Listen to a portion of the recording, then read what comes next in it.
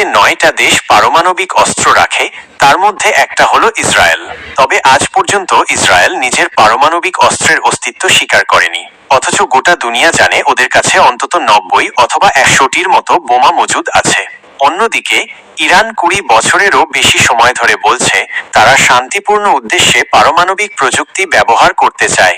International atomic energy agency বহুবার পরিদর্শন করেও নিশ্চিত প্রমাণ পায়নি যে ইরান বোমা বানাচ্ছে।